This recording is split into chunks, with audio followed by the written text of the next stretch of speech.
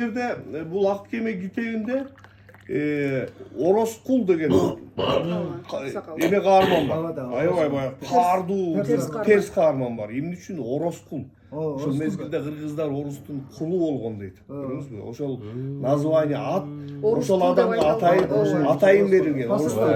Байкатпай, орус деп жазылбай. Эски түшүнбөйт, орус деген орустун аты. Эмнеге максат эмес, эмнеге бакыт. Сен аракты өкүп ичкен эме катын өлө сабаган неме да?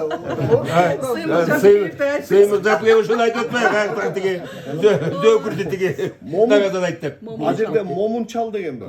Момунчал баягы Ороскулдун тебелендисинде ардайым. Кача өзүнүн атасы жакын эмеси болсо делечи. Ана атында сону көрдү. Ошол мезгилдеги бул кыргыздардын акыбалын көргөзөт. Кулчулукта калган, тебелендиде калган акыбал. Ошол жерде китепте бирок баланын аты берилбейт экен. Анткени себеби бул бала баягы бала акты. Ар дайым акты күтөт дейт. Акыйкат, чындык, Кудайдан жакшылык кыргыздардын бир кутулуусун күтөт дейт.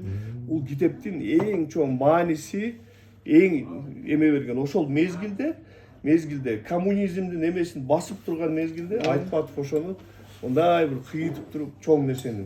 Ошо балага ат койбогон өзү укмуш басыл да, сен балаң бар байы таза да. Ошол жерде могу жерде мына Аккемени мындай бир эми баягы эмеде көргөзгөн. Бул жерде бала баягы эме бул Момунчал тебелендиде калган. Анан мына Ороскул. Анан бул жерде Айтматовдун баягы бир портретин издеп атып дагы баягы эмеге билип берип турган эмесин. Сонун. Ошон үчүн баягы